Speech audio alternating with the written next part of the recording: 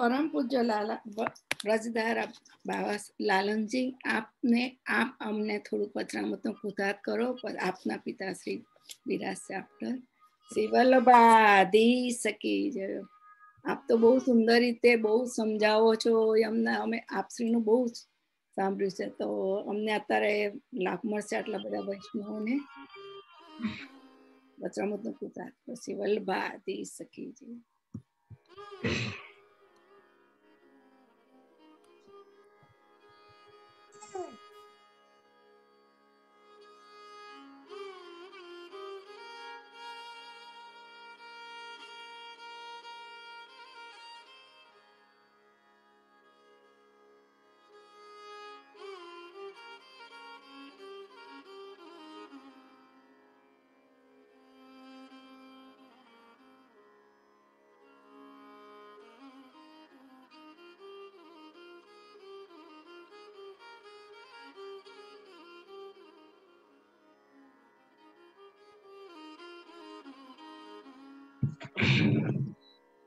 श्री वल्लभाधीश की जय।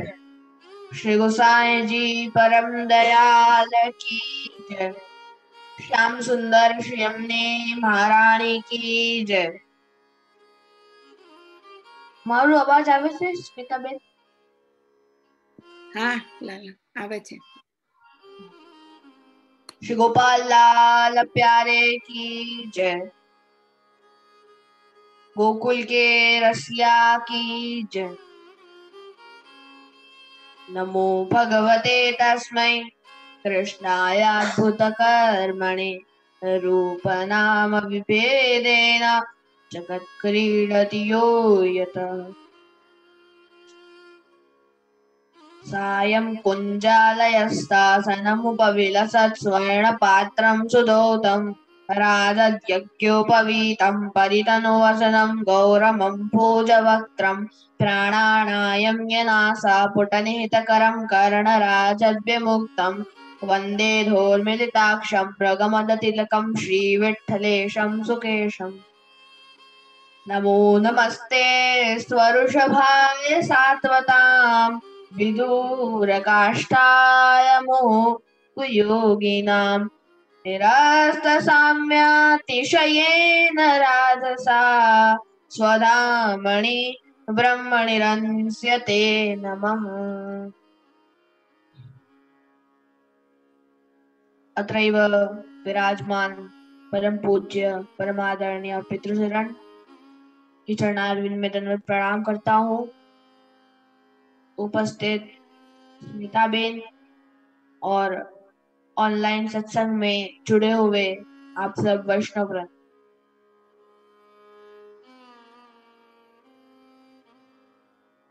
आज बहुत आनंद का विषय है कि हम सब यहाँ पे स्मिताबेन के ऑनलाइन सत्संग में एकत्रित हुए हैं और आज के जो दिन विशेष दिन चल रहे हैं, थोड़े दिन में गोसाई जी का प्रागट्य उत्सव आने वाला है, तो उसकी भी आपको मंगल बधाई। और जिस प्रकार से श्री गोसाई जी के सर्वोत्तम स्तोत्र अंतर्गत आपने श्री आचार्य चरण प्रभु के 108 नाम आपने प्रकट किए, उसी प्रकार से गोसाई जी के पंचम कुमार श्री रघुनाथ लाल जी ने नाम रत्नाख्य स्तोत्र अंतर्गत आपके 108 नाम प्रकट किए।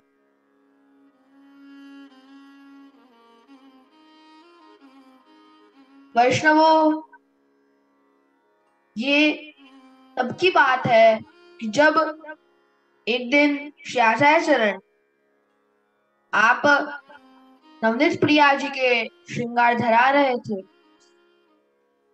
श्री गोसाई जी आप नवनीत प्रिया जी के श्रृंगार धरा रहे थे और सातों बालक वहां पे विराज के श्रृंगार सीख रहे थे।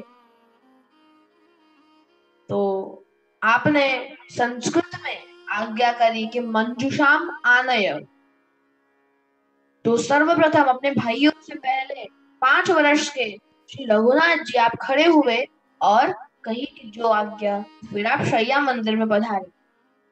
अब रघुनाथ जी आप पधार तो गए, पर आपको कहाँ लाना है वो आपको पता नहीं चला, क्योंकि श्री गुसाई जी ने जो संस्कृत में आज्ञा करी थी, और तब आप छोटे थे, 5 वर्ष के थे, यानी आपको इतना संस्कृत को ज्ञान नहीं था, तो का लानो है वो आपको पता नहीं चला।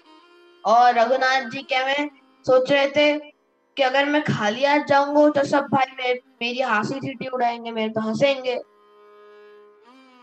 तो आपने अत्यंत सोची काल ले जानो है, आपको अत्यंत ताप हुआ, और तब साक्षात श्री आचार्य चरण आप वहां पे प्रकट हुए और कही कि बाबा आप रो मत, आपके काका जी ने आपको मंजुषाम अर्थात ये श्रृंगार की पेटी पधरावे को कही,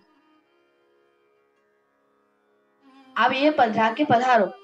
तब श्री रघुनाथ जी ने श्री आचार्य चरण के दंडवत चरण स्पर्श किए, और आचार्य चरण ने अपनो चरिताम्बुल श्री रघुनाथ जी के मुखारविंद में पधरायो,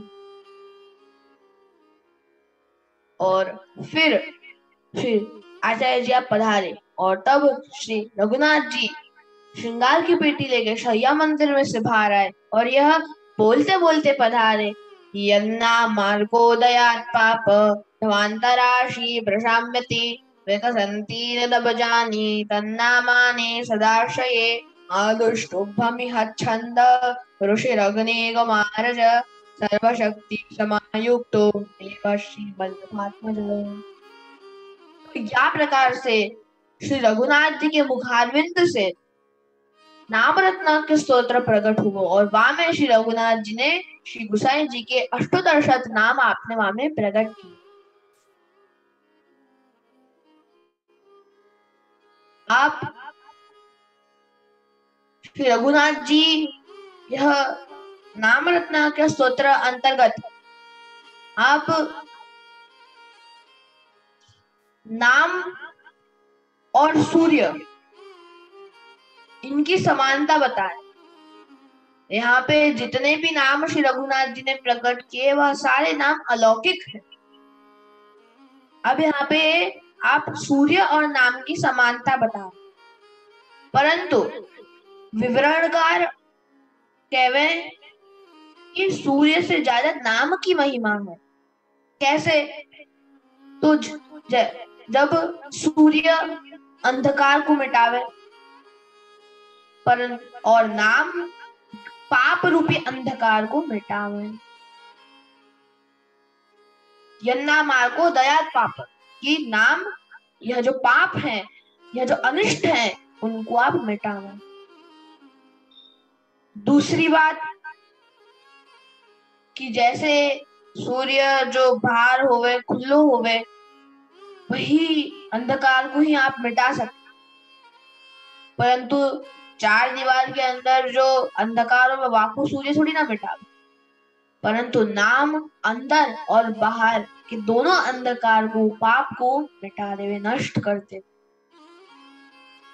तीसरी बात कि जब सूर्य अस्त होवे तब वापिस से अंधकार व्याप्त हो जाए, परंतु नाम कभी अस्त नहीं होवे। नाम के जो अपन ने नाम के उच्चारण से जो अपने पाप को अपन जो नष्ट किया वाको समूल नष्ट हो जावे, वो वापिस नहीं आवे। और चौथी बात कि सूर्य कभी अस्त होवे तो कभी उदय होवे, वो काल के अधीन है, परंतु नाम तो काल के अधीन नहीं है। वो काल के भय को दूर भगावे वाले। तो यहाँ पे यह जितने भी श्री गोसाई जी के आपने नाम प्रकट किए वह सब अलौकिक है। अब वहां में से आप श्री गोसाई जी को प्रथम नाम आप बता रहे हैं कि आपको प्रथम नाम का है, तो श्री विठ्ठलाय नमः, बोलो श्री विठ्ठलाय नमः, श्री विठ्ठलाय नमः। प्रथम नाम आपको है श्री विठल।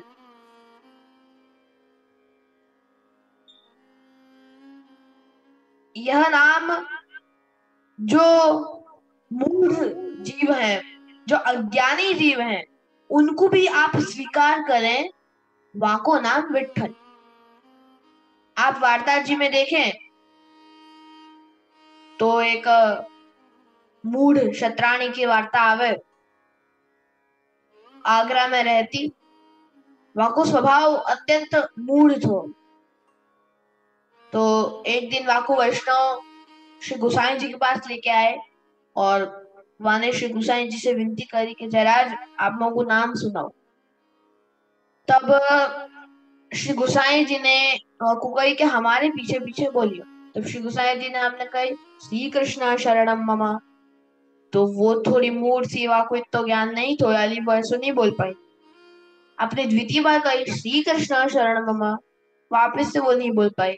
आपने तृतीय बार कही श्री कृष्ण शरणम मम, तभी भी वो नहीं बोल पाई।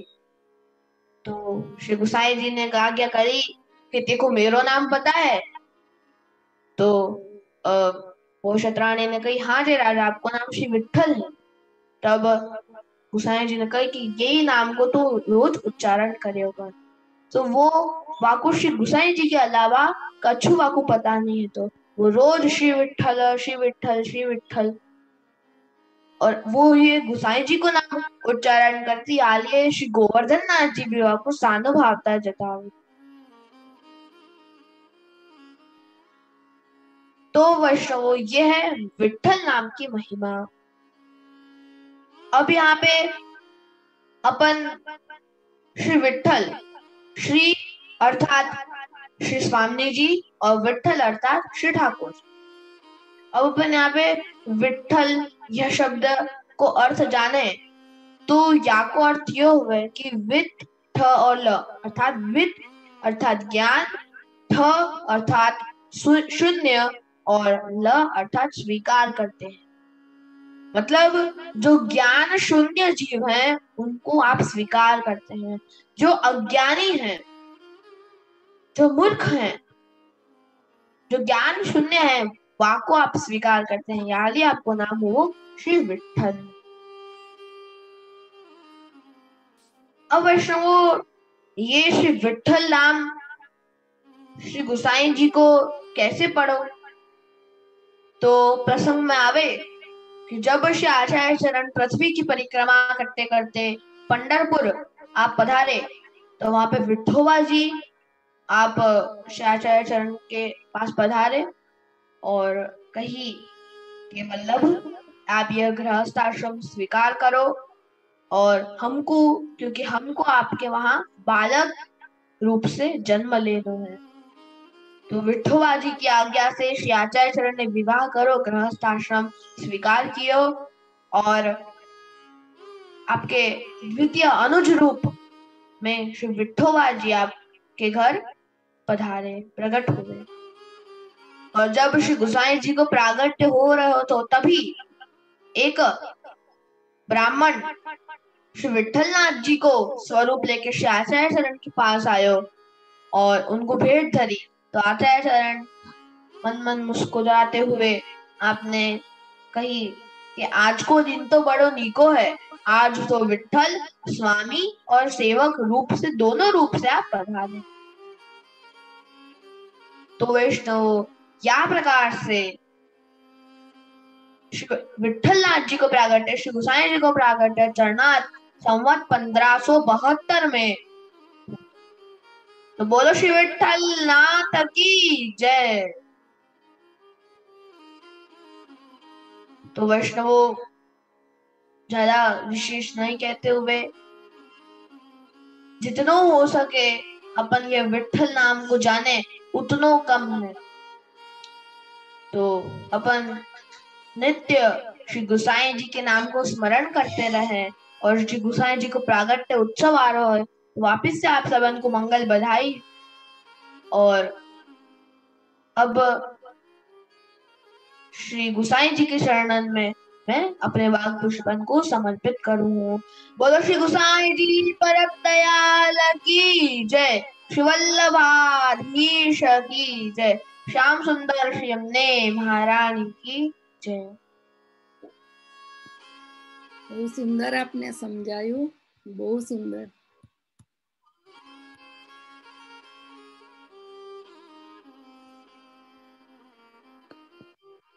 હવે પિતૃચરણને કહું છું કે પધારે.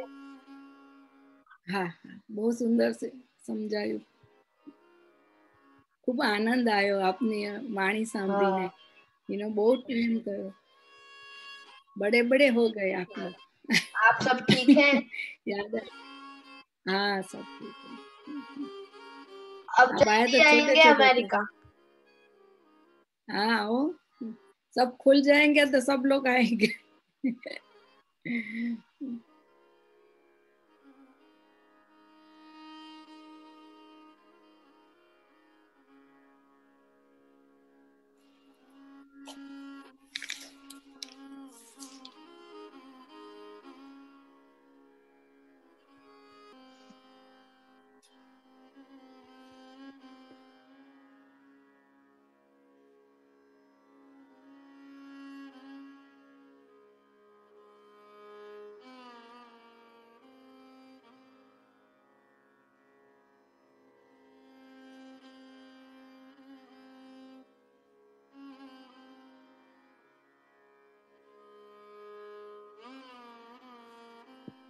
जय जय अपना चरणों कोटि कोटि दंडवत प्रणाम। आप परम पूज्य गोस्वामी 108 दर्शन कुमार जी कड़ी अमदावाद बिराजो छो। आप देश विदेश में प्रवास करी वैष्णव सृष्टिना भावનું પોષણ કરી રહ્યા છો। ખૂબ યુવા વર્ગમાં આપ જોડાયેલા પ્રયત્ન કરી રહ્યા છો। આપ શ્રી એલેના વૈષ્ણવોને ઘણા આખા જૂના વૈષ્ણવોથી જાણીતા છો। અમે ભાગ્યશાળી છે કે આપના મધુર વચનામતનો લાભ અમને મળેલ છે। આપનું આવતા અમે બધા વૈષ્ણવોને યાદ આવે છે કે આપ ઘણા ટાઈમથી આવ્યા નથી, પણ એના સ્મૃતિ પર અમે યાદ કરી રહ્યા છે। આપ વિકટ પરિસ્થિતિમાં સાપ સમુદ્ર દૂરથી અમારા માટે આપ આપના વ્યસ્ત સેવાક્રમમાંથી સમય કાઢીને અમારા ઉપર વાણી દ્વારા કૃપા કરો છો। આપ શ્રીના કોમલ ચરણોમાં દંડવત પ્રણામ સાથે અમારા સૌ વતીને આપ શ્રીને આપનું વચનામૃતનું ચાલુ કરી કૃતાર્થ કરો। શ્રી વલ્લભાધીશ કી જય।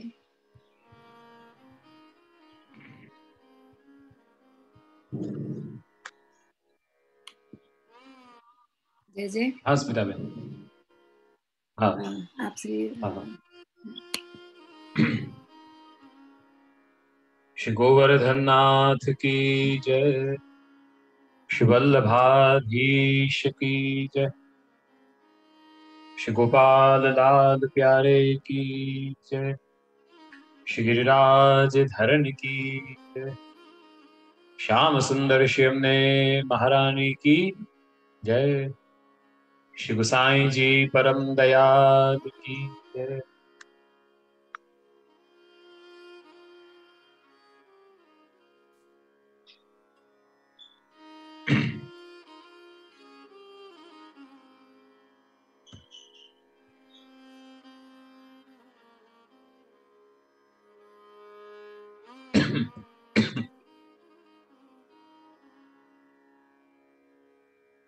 श्रीमदाचार्य चरण कमलेभ्यो नमः।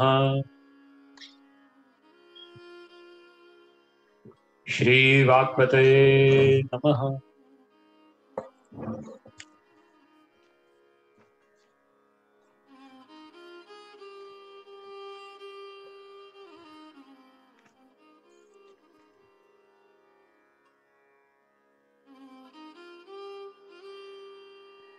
सच्चिदानंद रूपाय विश्वोत्पत्त्यादिहेतवे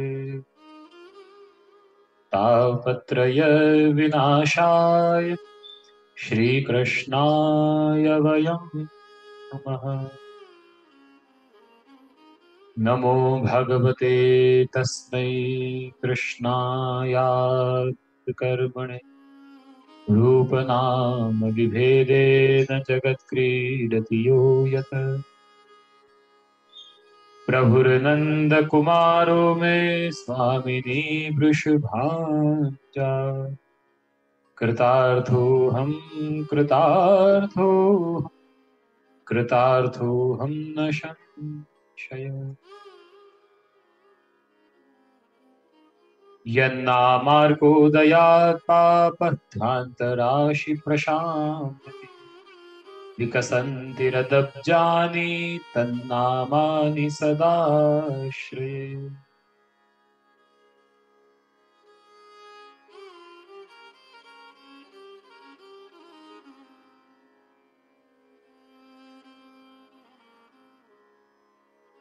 आओ मन ने सावधान करीने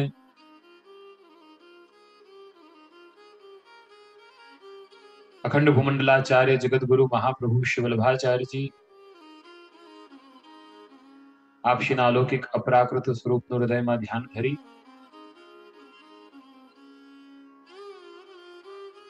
આપશીના સુકોમલ યુગલ ચરણાર વિંદમાં કોટાનુકોટી દંડવત પ્રણામ કરી।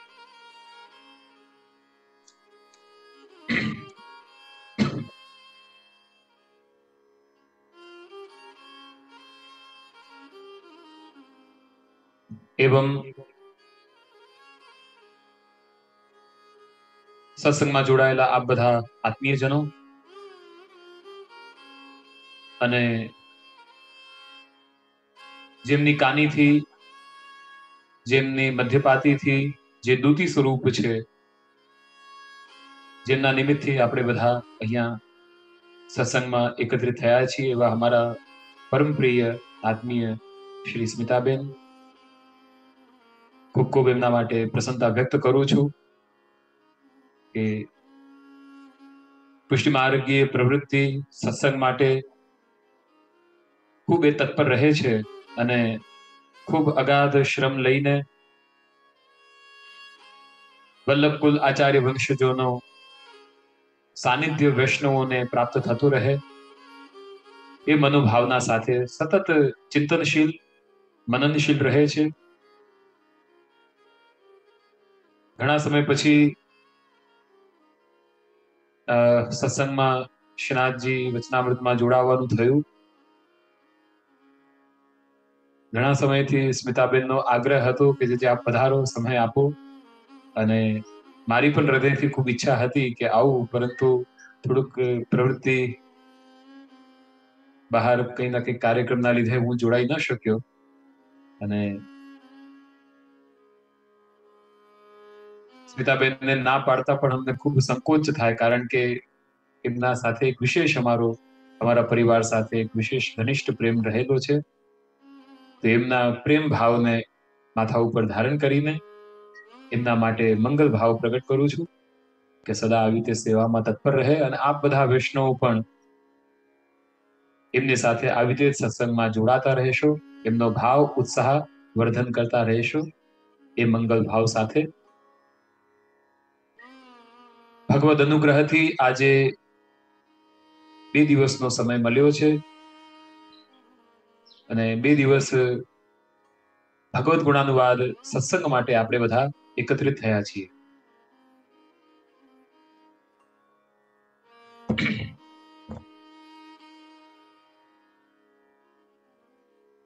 ભગવદ કૃપા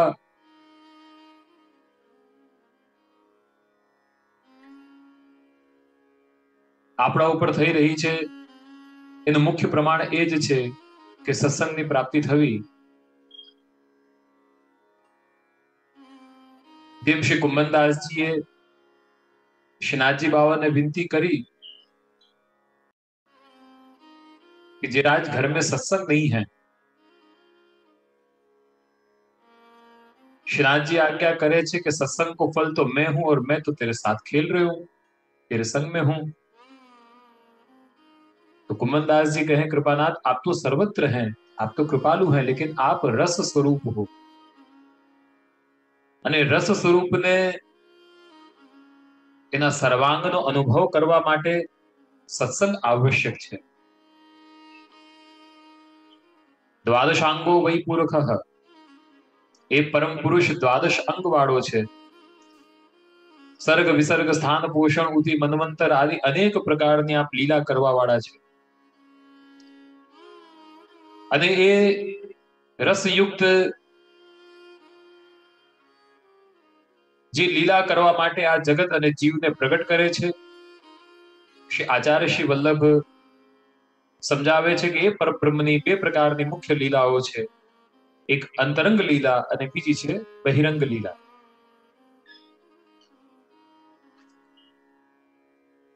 જ્યારે આપને અંતરંગ લીલા કરવાની ભાવના જાગૃત થાય, ઈચ્છા થાય, ત્યારે આ જગત અને જીવને પોતાના અંદર સમાવેશ કરીને અંતઃ આનંદ પ્રાપ્ત કરે છે. અને જ્યારે બહિરંગ લીલા કરવાની ઈચ્છા થાય ત્યારે આપ પોતાનામાંથી જગત અને જીવને પ્રગટ કરે છે. અને એ જગત અને જીવને નામ અને રૂપના વિભાજનથી, વિભેદનથી આપ પોતે જ આ જગતમાં લીલા કરે છે. જીવનમાં અમુક આ સત્ય સમજી લેવું એ પરમ આવશ્યક છે. ઇન્ડિવિજ્યુઅલ આપણે એક વ્યક્તિ મનુષ્ય તરીકે આપણું કંઈ પોતાનું સ્વતંત્ર અસ્તિત્વ નથી. આ તો શ્રી ઠાકોરજીએ પોતાની લીલા વિહાર કરવા માટે, બહિરંગ લીલા કરવા માટે આ જગત અને જીવને પ્રગટ કર્યો. અને એ નામ અને રૂપથી આપ જ બધી જગ્યાએ લીલાઓ કરી રહ્યા છે. રૂપ નામ વિભેદેન જગત ક્રીડતી યો યતઃ. જે શ્રી મહાપ્રભુજી નિબંધમાં આજ્ઞા કરે છે કે નમો ભગવતે તસ્મૈ કૃષ્ણાય અદ્ભુત કર્મણે, અદ્ભુત કર્મ કરવા વાળા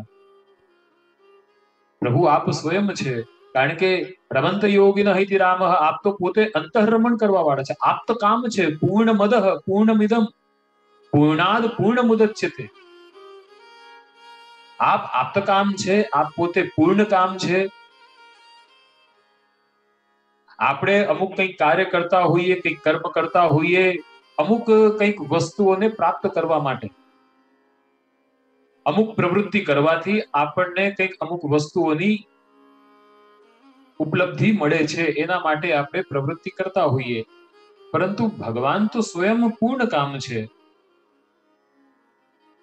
એ કોઈ પણ જે કાર્ય કરે છે એ કાર્યથી કંઈક મને આ મળશે એના માટે નથી કરતા. એ તો પોતાનામાં જ રમણ કરવા માટે, પોતે આપ્ત રામ, આપ્ત કામ છે. એટલા માટે જે ભગવાન કરે છે એને આપણે લીલા કહીએ છીએ. મનુષ્ય જે કરે એને આપણે કર્મ કહીએ છીએ. આવશ્યકતાઓની પૂર્તિ માટે જે કરવામાં આવે એને કર્મ કહેવાય. અને આનંદના સ્વભાવથી થતી જે ક્રિયા છે એને લીલા કહેવાય છે. એટલા માટે શ્રી મહાપ્રભુજી કહે છે કે આ પૂર્ણમદઃ પૂર્ણમિદમ સાક્ષાત સ્વયં શ્રી ઠાકોરજી છે. આપ તો કામ છે તો પણ આપ આ જગત અને જીવને પ્રગટ કરે છે. લીલા વિહાર કરવા માટે આ એક પ્રકારની આપની અદ્ભુત કર્મ છે, અદ્ભુત લીલા છે. એ અદ્ભુત કરતા પરબ્રહ્મ શ્રી કૃષ્ણને કોટી કોટી દંડવત પ્રણામ વંદન કરીએ છીએ. નમો ભાગવતે તસ્મૈ. શ્રી મહાપ્રભુજી એમને કોટી કોટી વંદન કરે છે, નમસ્કાર કરે છે.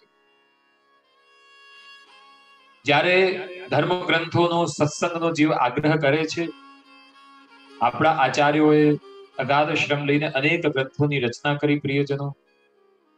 અને જ્યારે એ ગ્રંથોના માધ્યમથી આપણે જ્યારે ભગવદ સેવા, ભગવદ દર્શન કરીએ છીએ ત્યારે જ શ્રી ઠાકોરજીનો પૂર્ણ અનુભવ જીવ કરી શકે છે. જેમ કુંભનદાસજીએ કહ્યું કે પ્રભુ આપ તો રસ સ્વરૂપ હો और आपके सर्वांग को अनुभव करने के लिए सत्संग आवश्यक है. અને આપણે વાર્તાજીમાં વાંચેલું છે ત્યારે શ્રીજી બાબા ખૂબ પ્રસન્ન થયા અને કહ્યું કે તને સત્સંગ મળશે. અને ચતુર્બુદાસજીનો સત્સંગ આગળ જઈને એમને પ્રાપ્ત થયો, એમના પુત્ર રૂપે પ્રગટ થયા. એમની સાથે રહસ્ય ભાવના, લીલા ભાવના, ભાવ ભાવના આદિ, નિકુંજ લીલા આદિનો એ બંને જણા, બંને વૈષ્ણવ સત્સંગ કરતા. તો સત્સંગ પ્રિયજનો એ પરમ ફલ છે. એટલા માટે જ ગોપીજનોએ ગોપી ગીત અંતર્ગત તવ કથામૃતમ તપ્ત જીવનમ કવિભિરિંડિતમ કલ્મષાપહમ.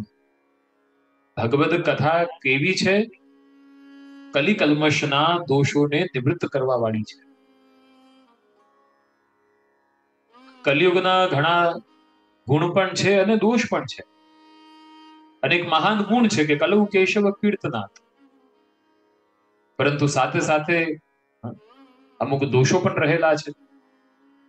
જે કલી પુરુષનો જે પ્રસંગ આવે છે શ્રીમદ ભાગવતમાં, પરીક્ષિત રાજાએ જે કલિયુગને અમુક રહેવા માટે ધૂતમ પાનમ સ્ત્રીહ હિંસા આદિ અમુક સ્થાન આપી દીધા રહેવા માટે, તો એ બધા સ્થાન ઉપર અમુક જગ્યાએ કલિયુગનો નિવાસ પણ છે. બધી જગ્યાએ કલિયુગ નથી. આ તો પરીક્ષિતજી એ પરમ વૈષ્ણવ છે, કારણ કે ગર્ભમાં જ એમનો બ્રહ્મ સાથે સંબંધ થયો, ભગવત દર્શન એમને પ્રાપ્ત કર્યા, અને એ વૈષ્ણવની અંદર જ એવો સામર્થ્ય હોય ભગવાનની કૃપા પ્રમેય બલથી કે એ કલિયુગનું મર્દન કરી શકે, કલિયુગને નાથી શકે. એ તો સાધારણ જીવ ઉપર તો કલિયુગ હાવી થઈ જાય. એ જે પ્રસંગ આવે છે એમાં તમે જુઓ, એક જગ્યાએ તો કલિયુગનું એમને મર્દન પણ કર્યું, અમુક સ્થાન રહેવા માટે આપી દીધા, અને જો સાવધાની ન રહે તો કલિયુગ એ જ પરીક્ષિતજીના માથામાં જઈને બેસી ગયું, અને પછી એમના દ્વારા દુષ્કર્મ થયા. એ કથા એનાથી આપણે પરિચિત છીએ. ઋષિનો શ્રાપ એમને લાગી ગયો. એટલે એ કથા આપણને એક પ્રસંગ સાવધાન કરે છે કે કલિયુગ બધી જગ્યાએ નથી, પરંતુ સાવધાની રાખવી આવશ્યક છે. યદા બહિર્મુખાયુય ભવિષ્યત કથંચન તદા કાલ પ્રવાહસ્તા દેહ ચિત્તાદયુક્ત. શિક્ષા શ્લોકીમાં આચાર્ય શ્રી વલ્લભ આજ્ઞા કરે છે કે જો તમે યદા બહિર્મુખાયુય ભવિષ્યત કથંચન, જો તમે શ્રી વલ્લભથી બહિર્મુખ થઈ ગયા, જો તમે શ્રી ઠાકોરજીથી બહિર્મુખ થઈ ગયા, સન્મુખતા તમારી જો છૂટી ગઈ, જો વૈષ્ણવથી તમારી સન્મુખતા છૂટી ગઈ, તો પછી યદા કાલ પ્રવાહસ્તા દેહ ચિત્તાદયુક્ત, તો કાલના પ્રવાહમાં આવીને આજે પંચ તત્વથી બનેલું આ જે શરીર દેહ છે એ કાલના પ્રવાહમાં ખોવાઈ જશે, નષ્ટ થઈ જશે. એટલે સન્મુખતા બનાવીને રાખવી એ પરમ આવશ્યક છે. અને વિશેષ કરીને પ્રિયજનો, હમણાંનો જે આ સમય જે ચાલી રહ્યો છે, જેને અનવતાર કાળ જે કહેવાય છે, એ સમયમાં તો ખાસ સત્સંગ એ એક નૌકા રૂપ છે. જે આ સત્સંગની નૌકામાં બેસે છે એ જ ભવ પાર કરી શકે છે. કારણ કે અવતાર કાળમાં તો ભગવાન પોતાના સ્વરૂપ બળથી જીવ પર કૃપા કરે છે, પરંતુ અનવતાર કાળમાં ધર્મ ગ્રંથો, સાંપ્રદાયિક ગ્રંથો, આ ગ્રંથો જ જીવના આત્મકલ્યાણના એકમાત્ર સાધન છે. એટલે જેટલું બની શકે આપ બધા, તો ઘણા સમયથી ઓનલાઈનનો આ સત્સંગનો એક સુંદર એક ક્રમ આપ બધાનો ચાલી રહ્યો છે, અને આપ જે બધા નિત્ય જોડાઓ છો એ બધા વધાઈના પાત્ર છો કે આપ આપના બિઝી સ્કેડ્યુલથી સત્સંગ માટે તત્પરતા દેખાવો છો. એ જરૂરી છે.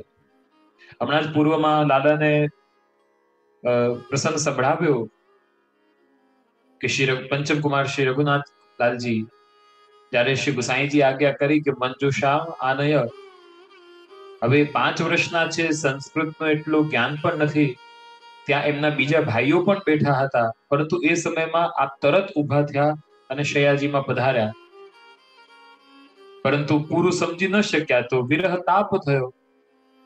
શ્રી ગુસાઈ મહાપ્રભુજીની કૃપા થઈ અને પછી મંજુષા સાથે લઈને નામરત્નાખ્ય પ્રગટ થયું અને બહાર આપ પધાર્યા. એ પ્રસંગ આપણે સાંભળ્યું ત્યારે શ્રી ગુસાઈજી બહુ મહત્વની વાત કરી. મંદ મંદ મુસ્कुराते हुए आप श्री कहवे लगे कि यहाँ पे कृपा भई है, इन पे कृपा भई. આ પ્રસંગથી આપણને એક વસ્તુ સમજમાં આવે છે કે કૃપા કોની ઉપર થાય.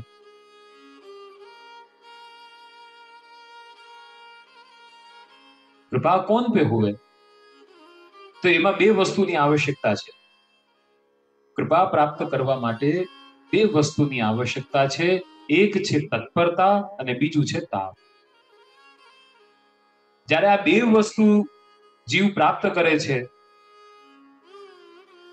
ત્યારે એની ઉપર ભગવદ કૃપા થાય છે. જેમ શ્રી રઘુનાથલાલજી આપશીની જે આજ્ઞા હતી એમનાથી થશે કે નહીં થશે એનો વિચાર નથી કર્યો, તરત તત્પરતા દેખાડી. એટલે જ્યારે આપણા ગુરુજનો, આપણા શ્રી વલ્લભની જે આપણી આજ્ઞા છે કે સેવાયામ વા કથાયામ વા યસ્યા શક્તિ, જે શ્રી મહાપ્રભુજીના આ જેટલા પણ ષોડશ ગ્રંથ યા અન્ય જેટલા પણ ગ્રંથો છે શું છે? આપણા ગુરુની આજ્ઞા, શ્રી વલ્લભની આજ્ઞા છે. તો ગુરુની આજ્ઞાનું પાલન કરવું એ શિષ્યનો પરમ ધર્મ છે. એ શિષ્ય, એ સેવક સેવક નથી કે જે ગુરુની આજ્ઞાનું પાલન ન કરે, એની આજ્ઞામાં ન રહે તો પછી એ સેવક કઈ રીતે? સેવક તો એ જ કહેવાય કે જે સ્વામીની આજ્ઞામાં રહે, એ જ સાચો સેવક છે ને. જેમ એક લૌકિકમાં આપણો કોઈ સર્વન્ટ આપણે રાખ્યો હોય, પરંતુ જેને એને રાખ્યો છે એ સર્વન્ટ જો એના આજ્ઞામાં ન રહે તો પછી એ સર્વન્ટ શેનો? એ કે ભાઈ તું જા અહીંથી, નહીં ચાલે. તો આ તો આપણને અલૌકિક સ્વામી મળ્યા છે. યહ લોક પરલોક કે બંધુ, કેવલ આ લોકના નહીં, યહ લોક પરલોક કે બંધુ. અને જ્યારે એવા સર્વ સામર્થ્યવાન શ્રી વલ્લભ આપણને જ્યારે ગુરુ સ્વરૂપે આપણને પ્રાપ્ત થયા હોય અને એમની જે આજ્ઞા હોય, આજે ષોડશ ગ્રંથ છે, અન્ય જે પણ ગ્રંથોમાં, તે આજ્ઞાનું પાલન કરવું પ્રિયજનો એ આપણું પરમ ધર્મ બને છે. અને જ્યારે એ આજ્ઞા પાલન કરવામાં તત્પરતા દેખાડીશું, જેમ કૃષ્ણદાસજીનું તમે જીવન ચરિત્ર જુઓ, જ્યારે પ્રસંગ આવે છે ગંગા સાગરમાં રાત્રિના સમયે શ્રી આચાર્યજીને મનમાં કઈ મુરમુરાની ઈચ્છા થઈ અને રાત્રિના સમયમાં એ નીકળી ગયા ગંગા સાગર. આપમાંથી જે વૈષ્ણવ ગંગા સાગર ગયા હશો તો આપને યાદ હશે, એ સ્થાન આજે પણ બહુ દુષ્કર છે. ત્યાં જવું, નાવમાં બેસીને આખા પાર કરવું ત્યાં ગંગાજીને, અને ઘણી વખત તો પાછું ઓલી ઓટ આવી જાય, પાણી ઓછું થઈ જાય તો પછી 2-2, 4-4, 5-5 કલાક ત્યાં રોકાઈ જવું. આજે પણ આવી પરિસ્થિતિ છે. 4-4 કલાક ત્યાં રોકાવું પડે ને પછી પાછી ભરતી થાય ને પાછી આપણે બીજા કિનારા પહોંચી શકીએ. તો આ તો 500 વર્ષ પહેલાની વાત છે. કેવું એ સ્થાન હશે. પરંતુ શ્રી આચાર્યજીની ઈચ્છા, અને એ ઈચ્છાને જાણીને તત્પરતા એમને દેખાડી અને તરત એ નીકળી ગયા રાત્રિના સમયમાં. અને પ્રસંગમાં જેમ આવે છે કે પછી કોઈ મળી પણ ગયો, નૌકાવાળો પાર લગાવી ગયો અને ત્યાં કોઈ મળી ગયા, ત્યાંથી સામગ્રી પણ મળી ગઈ. આ પ્રસંગ આપને સ્મરણ હશે. પરંતુ એમને મનમાં એમ વિચાર્યું હોય કે ભાઈ હમણાં ઈચ્છા થઈ છે ને હવે રાત્રે ક્યાં જવું, દિવસમાં જઈશ તો પછી वो तत्परता नहीं है. तत्परता में तो આપણી પોતાની બુદ્ધિ ચાલે જ નહીં. ગુરુની પ્રસન્નતા, એની આજ્ઞા, એને આજ્ઞા છે તો હું કરી જ શકું, એ વાણીમાં વિશ્વાસ. જ્યારે ગુરુની વાણીમાં વિશ્વાસ જીવને જાગૃત થાય છે ત્યારે જીવ તત્પર બને છે. આજે ઘણી વખત આપણે તત્પર નથી બની શકતા ગુરુ આજ્ઞાના પાલનમાં, તો ક્યાંક આપણે અંદર વિશ્વાસની કમી છે. એ સીધી વસ્તુ છે, માનો યા ન માનો, લેकिन कहीं ना कहीं विश्वास की कमी उसको कहेंगे. तो कृपा प्राप्त करवा માટે સર્વથી પ્રથમ જે વસ્તુ છે એ છે તત્પરતા. શ્રી રઘુનાથજી અંદર પધાર્યા અને અંદર પધારીને અને પછી અંદર હવે શું લઈ જવું, ખાલી હાથ ન જવાય. તાપ થયો આપને, અશ્રુપાત થયા, ને જ્યાં તાપ થયો ત્યાં આચાર્ય શ્રી વલ્લભના કૃપા આપને પ્રાપ્ત થઈ. એટલે શ્રી ગુસાઈજીએ કહ્યું કે ઇન પે કૃપા ભઈ હૈ. તો જ્યારે ગુરુની આજ્ઞા પાલનમાં આપણે તત્પરતા રાખીશું અને એ તત્પરતામાં જ્યારે આપણે આગળ વધીએ તો કસોટી આવે, તો જ્યારે તાપ થશે કે હવે હું કઈ રીતે કરીશ, ત્યારે એ જીવ પર કૃપા થાય છે. તો આપ બધા એ સત્સંગ માટેની તત્પરતા, એ કૃપા, ઠાકોરજીની કૃપા આપ બધા ઉપર થઈ રહી છે, આ એનું પ્રમાણ છે પ્રિયજન. અને એ જ મનોભાવના રાખીશ કે નિરંતર આપનો આવી રીતે જ સત્સંગ ચાલતું રહે. આપ બધા કરતા રહો, એકબીજાને મળતા રહીએ.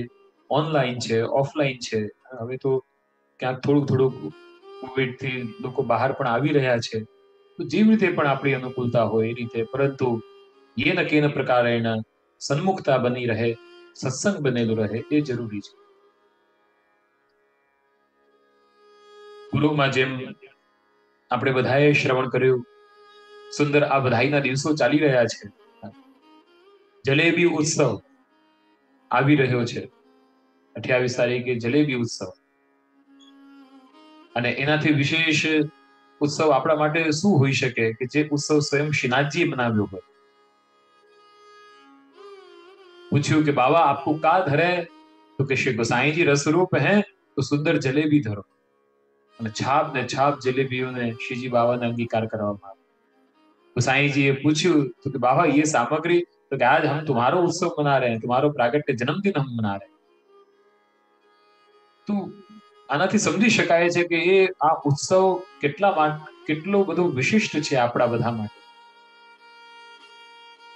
પરમ કૃપાલ પરમ દયાલ શ્રી વલ્લભ નંદન કરત કૃપા નિજ હસ્ત દે માથે, જે જન શરણ આયે અનુસરહી ગ્રહી સોપત શ્રી ગોવર્ધન નાથ. પરમ ઉદાર ચતુર ચિંતામણી, આપ ચતુર ચિંતામણી છે. જીવના ઉદ્ધાર કરવા માટે સતત ચિંતનશીલ છે, સતત ચિંતનશીલ. એટલે કહ્યું ને ગોપાલદાસજીએ પણ, વંદુ શ્રી વિઠ્ઠલ વર સુંદર નવઘન શ્યામ તમાલ, જગતી તલ ઉદ્ધાર કરવા પ્રગટ્યા પરમ દયાળ. સતત આપ ચિંતનશીલ ચતુર ચિંતામણી. શેની ચિંતા કરે છે? કે ભક્તોની, જેમ શ્રી મહાપ્રભુજી ભક્તોની ચિંતા કરે છે, કઈ રીતે જીવને શરણમાં લઈએ, એવી રીતે શ્રી ગુસાઈજી પણ સતત જીવ માટે ચિંતનશીલ છે. આ આપની પરમ કૃપાલુતા છે. બાકી આપણે જે આ અલૌકિક ભગવદ સ્વરૂપો છે, શ્રી મહાપ્રભુજીનું સ્વરૂપ કે શ્રી ગુસાઈજીનું સ્વરૂપ, આપ તો સાક્ષાત રસ સ્વરૂપ છે. વસ્તુતઃ કૃષ્ણ એવ, એમાં કોઈ ભેદ જ નથી. પરંતુ તો પણ આપણા જેવા પ્રપંચમાં ફસાયેલા દેવી જીવો માટે આપ સતત ચિંતન કરી રહ્યા છે, તો આપની કેટલી કૃપા છે. એવા શ્રી વિઠ્ઠલ વર, એમને વંદુ શ્રી વિઠ્ઠલ વર, એમને નમસ્કાર કરીએ છીએ, વંદન. એમ પણ આપણે ગુરુજનોને કે ઠાકોરજીને આપણે બીજું શું આપી શકીએ? શ્રી મહાપ્રભુજી સુબોધનીજી અંતર્ગત આજ્ઞા કરે છે કે જીવના અંદર એવું કઈ સામર્થ્ય નથી કે એ ભગવાનને કે ગુરુને કઈ સમર્પિત કરી શકે. શું આપી શકીએ આપણે એમને? સબ કુછ બનાને વાલે તો વહી હૈ. આખું આપણે આપીને આ જગતમાંથી જ કોઈ વસ્તુ આપણે આપી શકીએ, પણ આખું આ જગત બનાવેલું તો એનું છે. એટલે તો કહ્યું ને, તુજકો તેરા અર્પણ ક્યાં લાગે સો મેરા, ये सब कुछ तो तुम्हारा है, सब कुछ तो आपने प्रकट किया है, हम उनको दे क्या सकते हैं. એક કવિએ સારી વાત કહી કે ત્રણ વાના મુજને મળ્યા, હૈયું મસ્તક ને હાથ, બહુ દઈ દીધું નાથ, બહુ દઈ દીધું નાથ. આપણને આ ત્રણ વાના મુજને મળ્યા, હૈયું, મસ્તક અને હાથ. આપણે આપી શકીએ તો મહાપ્રભુજી આજ્ઞા કરે છે, કેવલ અને કેવલ નમસ્કાર એવ કર્તવ્ય. બસ केवल और केवल नमस्कार, वंदन, दंडवत, प्रणाम. और जीव के पास कोई दूसरा साधन, ऐसी कोई चीज है ही नहीं कि जे ए ठाकुर जी ने समर्पित करी सके. એટલે તો આપશે કારિકામાં આજ્ઞા કરી કે નહીં સાધન સંપત્ત્યા હરિ તુષ્યતિ કશ્યચિત ભક્તાનામ લિંગમેવકમ હરિતોષણ સાધનમ. ન કોઈ સાધનથી ભગવાન સંતોષ પામે છે, ન કોઈ સંપત્તિથી ભગવાનને સંતુષ્ટ થાય છે. કારણ કે કિમાસનપ્તે ગરુડાસનાય કિમ ભૂષિતાય કૌસ્તુભ ભૂષણાય કિમ દીયતાય. એવા પરબ્રહ્મ શ્રી કૃષ્ણને આપણે શું આપી શકીએ? ગરુડ જેનું આસન હોય એના માટે કયું આપણે મંદિર બનાવી શકીએ? કૌસ્તુભ મણિ જે ધારણ કરીને બિરાજમાન છે એના માટે કયા હીરાપન્ના માણેક આપણે તમે લાવી શકો શિકાર? किम दीयताय, जो साक्षात वाणी के पति हैं, उनके लिए क्या आप वाणी से शब्द भी भाव प्रकट करोगे? बोलता है तो आवड़વું જોઈએ ને. ઠાકોરજીને આગળ શું બોલવું એ પણ તો ખબર હોવી જોઈએ. શું બોલે? એ સાક્ષાત વાણીના જે પતિ છે એની આગળ આપણે શું કાલાવાલા કરી શકીએ, શું બોલી શકીએ? किम दीयताय, क्या हम दे सकते हैं? શ્રી આચાર્યજી કહે છે કેવલ અને કેવલ નમસ્કાર એવ કર્તવ્ય. આ ત્રણ વાના વંદન કરીએ એટલે આ બે હાથ આપણે જોડીએ, માથું ઝુકાવ્યું અને હૃદયનો ભાવ, આ ત્રણ વસ્તુ જોઈએ. હૃદયનો ભાવ જોઈએ, આ બે હાથ અને માથું. આ બે હાથ એ ક્રિયા શક્તિનું પ્રતીક છે અને માથું એ જ્ઞાન શક્તિનું પ્રતીક છે. તો ઠાકોરજીને આપણે શું આપણે આપી શકીએ? શું આ નમસ્કાર કરીએ તો એમાં એક ભાવ, એક પ્રકારથી સંકલ્પ કે મારા હાથથી પ્રભુ આપની સેવા થતી રહે, કારણ કે આપની કૃપા થશે તો જ હું આપની ટહેલ પહોંચી શકીશ. મારા હાથથી સત્કર્મ થતા રહે, સેવા થતી રહે, મારું માથું ઝુકેલું રહે આપના આગળ, વૈષ્ણવના આગળ. कहते हैं ना, झुकता है वही जिसमें जान होती है, जिसमें जान होती है वो झुकता है. બાકી જો અકડતા હે, वो જે અકડે છે, જે માથું નમાવવામાં જેને સંકોચ આવે છે, તો એ તો પછી એ તો મુર્દા સમાન છે. જે નમત ગુરુ પદ મૂલા, ચોપાઈમાં તો ત્યાં સુધી કહ્યું કે જેનું માથું ગુરુના ચરણારવિંદમાં, શ્રી ઠાકોરજીના ચરણારવિંદમાં ઝૂકતું નથી, એ તો માથું નથી, એ તો તુમરું સમાન. जिन हरि कथा सुनी नहीं कान, श्रवण रंग अहि भवन સમાન. ખૂબ સુંદર પંક્તિઓ છુપાઈઓમાં લખેલી છે. તો નમસ્કાર એવો કર્તવ્ય. આપણે જો કંઈક આપી શકીએ તો ભક્તાનામ દૈન્યમેવકમ હરિતોષણ સાધનમ. ઠાકોરજીને પ્રસન્ન કરવાનું પ્રિયજનો કોઈ માત્ર સાધન છે. તો આપણા હૃદયમાં રહેલો જે દૈન્ય ભાવ, એ દૈન્ય ભાવ સાથે ઠાકોરજીના આગળ આપણું મસ્તક અને હાથ આપણે જોડીને દંડવત કરીએ, એનાથી ઠાકોરજીને સંતોષ થાય છે. નમવાના પણ ઘણા અલગ અલગ ભાવ હોય છે. નમન નમન મેં ભેદ હૈ. કોઈ ભયથી નમન કરતું હોય, કોઈક ભાવથી નમન કરતું હોય. કોઈક મારું બધું કાર્ય પ્રભુ તમારી દ્રષ્ટિ મારા ઉપર રહે અને મારું બધું થતું જાય, એક એ ભાવથી પણ નમન કરતા હોય. અને એક સાચા હૃદયના અંતઃકરણના ભાવથી નમન કરે કે પ્રભુ આજે આપની કૃપા છે તો હું એક નવો દિવસ હું જોઈ શકું છું. સવારે ઉઠીએ, સવારે ઉઠતા જ તરત આપણે કંઠીજીના દર્શન કરીએ. શ્રી આચાર્યજીનું કે ઠાકોરજીનું ચિત્ર સામે હોય તો આપણે સૌથી પહેલા ઠાકોરજીના ચિત્રના દર્શન કરીને દંડવત કરીએ કે પ્રભુ આપની કૃપાથી આજે એક નવો દિવસ હું પુનઃ જોઈ શકું છું. એ તો આપણી સામે ઘણા એવી વાતો આપણે સાંભળી છે કે ભાઈ રાત્રે સૂતા ને સવારે ઉઠતા નથી, સીધે પરમધામ ચલે ગયા. એવી પણ આપણે વાતો સાંભળીએ છીએ ને એ હકીકત છે. પરંતુ આ નવો દિવસ આપણે જોઈ શક્યા એ પ્રભુ, એ આપની કૃપા છે.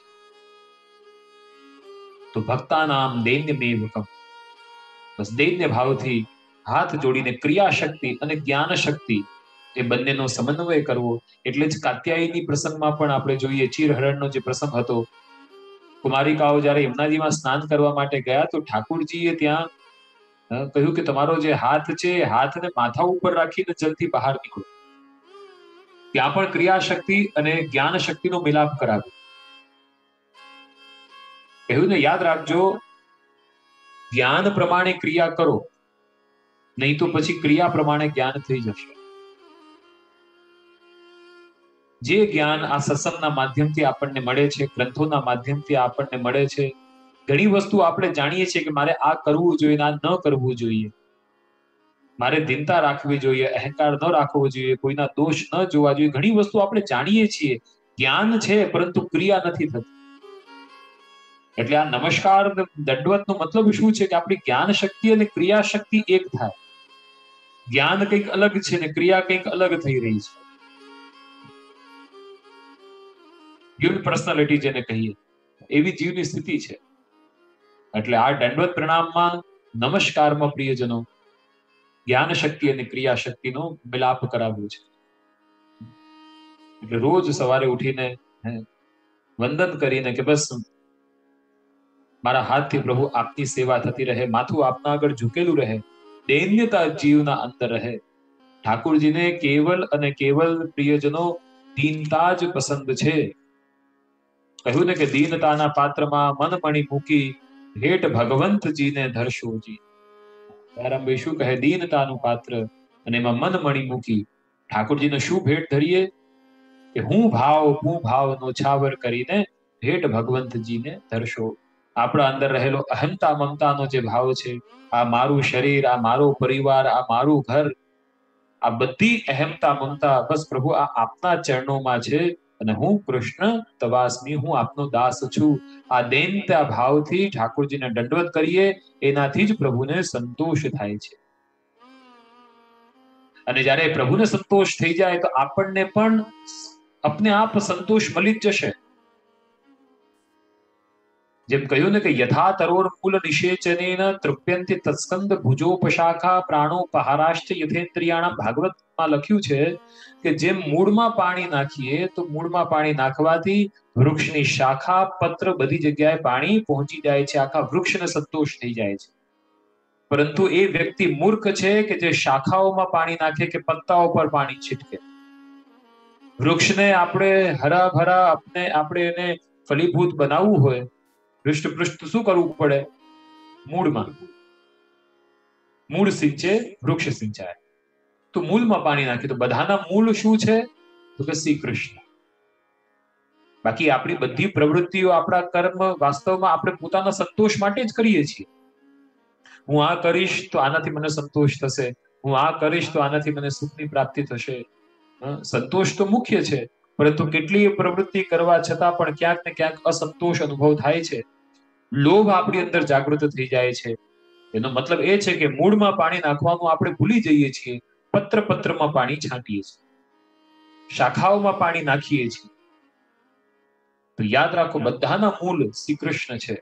અને જ્યારે આપણી અંદર એ ભાવના જાગૃત થઈ જાય કે હું મારા શ્રી કૃષ્ણને સંતોષ પામે એ પ્રકારની પ્રક્રિયા કરું, એ પ્રકારના કર્મ કરું, તો એ તમારી ભાવનાથી તમે પણ એની અંદર આવી જ ગયા.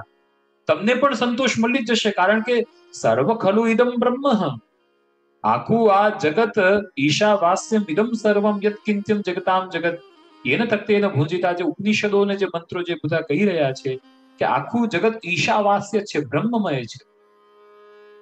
અને એ જ આખા જગતમાં આપણે પણ એમાં આવી જ ગયા ને. આપણે કોઈ અલગ થોડે છીએ જગતથી, આપણે એમાં આવી જ ગયા. એટલે જ્યારે આપણી અંદર પરમ તત્વ જે છે, પરબ્રહ્મ શ્રી કૃષ્ણ છે, એને સુખ પહોંચાડવાનું, એને સંતોષ પહોંચાડવાની ભાવના સાચા હૃદયથી સોચી સમજીને વિચારીને કે આ જ સાચો પથ છે. કોઈ પણ વસ્તુની ઇમ્પોર્ટન્સ જ્યારે બુદ્ધિ સ્વીકાર કરી લે છે ત્યારે એના માટે અપને આપ સમય મળી જાય છે. ઘણીવાર જીવ અજ્ઞાનતામાં કહેતો હોય સમય નથી મળતો, સેવા તો કરવી છે પરંતુ સમય નથી. આ જે શબ્દ ત્યાર સુધી જ આવે છે કે જ્યાર સુધી જીવ એની મહત્વતા નથી સમજતો. કારણ કે હજી એને ઓલા શાખાઓમાં, પાંદડામાં પાણી નાખવાની હજી ઓલી ભાવના છે. એને લાગે છે કે હું આમાં પાણી નાખીશ તો આ સારું થઈ જશે. પરંતુ એ ભૂલી જાય છે કે મૂળ શ્રી કૃષ્ણ છે. મૂળમાં પાણી રેડો. એટલે શ્રી મહાપ્રભુજીએ પણ કૃષ્ણ એવ ગતિર્મમ, કૃષ્ણ સેવા સદા કાર્ય, કૃષ્ણ સેવાને મુખ્ય ગણાવી છે. તો જ્યારે કૃષ્ણને સંતોષ પહોંચાડવાની પ્રિયજનો આપણી અંદર ભાવના જાગૃત થશે અને એને સંતોષ થશે તો સતઃ આપણા અંદર પણ એ સંતોષ આપણને પણ થઈ જશે. પછી ઇન્ડિવિજ્યુઅલ અલગથી સ્વતંત્રથી કંઈક કરવાની આવશ્યકતા રહેતી નથી. અને પ્રભુને સંતોષ કેવલ અને કેવલ દૈન્ય ભાવથી ઠાકુરજીના આગળ સમર્પણ કરવું. બંધુ શ્રી વિઠ્ઠલવર, એમને નમસ્કાર કરીએ, નમસ્કાર એવ કર્તવ્ય, દંડવત પ્રણામ કરીએ, એનાથી પ્રભુને સંતોષ થાય છે.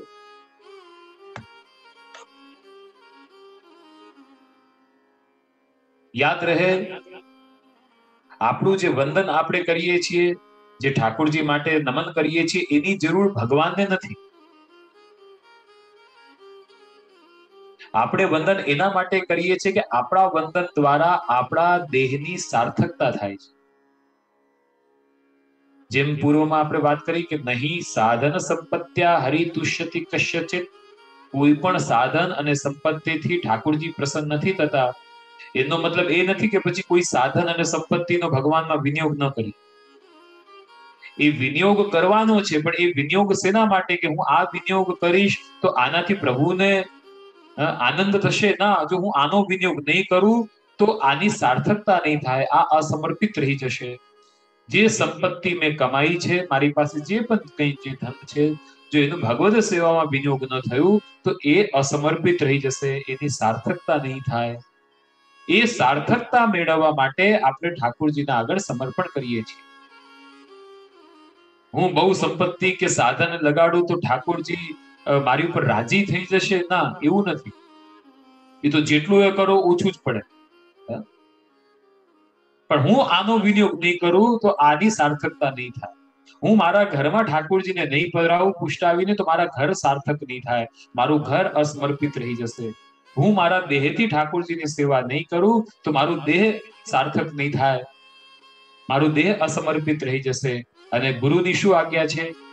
અસમર્પિત વસ્તુ નામ તસ્માદ વર્જનમાં ચરેત. જ્યારે આપણે બ્રહ્મ સંબંધ લીધું તો સર્વપ્રથમ આપણું કર્તવ્ય એ જ છે. જ્યારે શ્રી કમલાજીએ પૂછ્યું કે કૃપાનાથ અબ મેરો કર્તવ્ય કા હૈ, તો આપશે શું આજ્ઞા કરી? અસમર્પિત વસ્તુ નામ તસ્માદ વર્જનમાં ચરેત. બસ અસમર્પિત વસ્તુઓને ત્યાગી દો. હવે અસમર્પિત વસ્તુઓને ક્યારે ત્યાગી શકાય? કે જ્યારે આપણા ઘરમાં ઠાકોરજી બિરાજતા હોય અને સર્વ વસ્તુ સમર્પણ થતી હોય. તો સમર્પણના ભાવથી હું વંદન, મારા વંદનથી એ ઠાકોરજીની ગરજ નથી, પરંતુ જો હું વંદન ન કરું તો પછી એનાથી દેહની સાર્થકતા નહીં. એ પ્રસંગ આવે છે કે એકવાર અશોક સમ્રાટ, ઇતિહાસમાં अपने આપમાં એમની વિશિષ્ટતા રહેલી છે. હવે એ સમ્રાટ અશોક પોતાના કોઈ મંત્રી સાથે બહાર જઈ રહ્યા હતા. ત્યાં સામેથી કોઈ એક સાધુ સામેથી આવી રહ્યા હતા. હવે એ સાધુ ચિત્રેલા એવા વસ્ત્રો હતા, બહુ સારી વેશભૂષા પણ નથી. હવે એને જોઈને ઓલા સમ્રાટે તરત એમને નમસ્કાર કર્યા, વંદન કર્યા. મંત્રીએ જોયું, મંત્રીને સમજાવ્યું નહીં કે આટલો મોટો સમ્રાટ જેને બધા વંદન કરતા હોય છે, તો આવા ફાટેલા વસ્ત્ર વાળા આવા સાધુને આ વંદન કરે છે, આને શું ગરજ એની? મંત્રીએ મહારાજને પૂછ્યું કે મહારાજ, આપને તો હજારો લોકો વંદન કરે છે, તો આપ આવા વ્યક્તિને વંદન કેમ કરો છો? ત્યારે સમ્રાટ અશોકે કહ્યું કે તમે મારું એક કામ કરો, આજે બધા માણસોના અને આજે બધા પ્રાણીઓના જે માથા છે એ તમે એમ કરો, ગામમાં લઈ જાઓ અને ગામમાં વેચીને લાવો. ઠીક છે, જેવી આપની આજ્ઞા. હવે એ જે વેચવા માટે ગયા એમાં હરણનું પણ માથું હતું, હાથીનું હતું, સિંહનું હતું, માણસનું માથું હતું. અલગ અલગ માથા ઓલા મંત્રી લઈને ગયા. આખા ગામમાં ઓલા મંત્રી ફર્યા.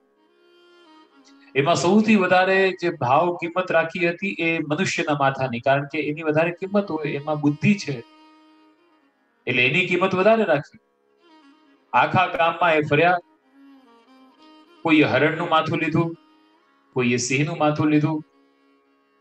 તો અલગ અલગ હાથીના, અલગ અલગ પ્રાણીઓના માથા લેવા વાળા તો ઘણા વ્યક્તિ મળ્યા, પરંતુ માણસનું માથું લેવા વાળું કોઈ ન મળ્યું. ઓલા વિચારવા લાગી કે આ બધા વેચાઈ ગયા, લેકિન આ વેચાતું નથી, તો શું કરીએ? તો પછી એને એક સ્કીમ મૂકી, ભાઈ એક ખરીદો તો બીજું મફત. સ્કીમ રાખવામાં આવી. બધી જગ્યાએ ફર્યા તોય ન વેચાયું. હારી ગયા, થાકીને પાછા સાંજે પાછા રાજા પાસે આવ્યા. રાજાએ પૂછ્યું કે બધા મસ્તક વેચાઈ ગયા? મંત્રી કહે છે કે વેચી તો આવ્યો, પણ જેની કિંમત સૌથી વધારે મેં રાખી હતી એને લેવા વાળું કોઈ ન મળ્યું. બધા પ્રાણીઓના માથા વેચાઈ ગયા, પરંતુ એ માણસનું માથું ન વેચાય. ત્યારે અશોક સમ્રાટ હસતા હસતા કહે છે, સમજાવ્યું કે જુઓ, માણસના માથાની કિંમત આમ તો કઈ નથી, પણ એની કિંમત ત્યારે જ થાય જ્યારે પ્રભુના અને શ્રી ઠાકોરજીના ગુરુના ચરણોમાં ઝૂકે છે, ત્યારે એ માથાની કિંમત થાય છે. બાકી આ માથાની કઈ કિંમત નથી. તો આ દેહની સાર્થકતા, પ્રિયજનો, જ્યારે આ માથું આપણું દૈન્ય ભાવથી શ્રી ઠાકોરજી આગળ, જેમ નલ કુબેર મણિગ્રીવે પણ કહ્યું કે પ્રભુ હમારું મસ્તક આપ આપના ભક્તો આગળ સદા ઝૂકેલું રહે, ત્યારે જ એ માથાની, એ દેહની સાર્થકતા છે, એની કઈ કિંમત છે. ત્યારે હરિગુરુના ચરણોમાં એ નમે તો એની કિંમત થાય છે. એટલે કહ્યું ને કે નમે તે સૌને ગમે. તો ભાવથી આપણા ગુરુના ચરણારવિંદમાં, ઠાકોરજીના ચરણારવિંદમાં નિત્ય વંદન કરવું જોઈએ. એ જીવનું પરમ ધર્મ છે. એ પરમ દયાલ એ શ્રી ગુસાઈજી ચતુર ચિંતામણી જગતી તલ ઉદ્ધાર કરવા. જગતમાં રહેલા જે જીવો છે અને એ જીવોમાં પણ અનેક પ્રકારના જીવો, એ જીવોનો ઉદ્ધાર કરવા માટે આપશ્રીનું આ ભૂતલ ઉપર પ્રાગટ્ય થયું.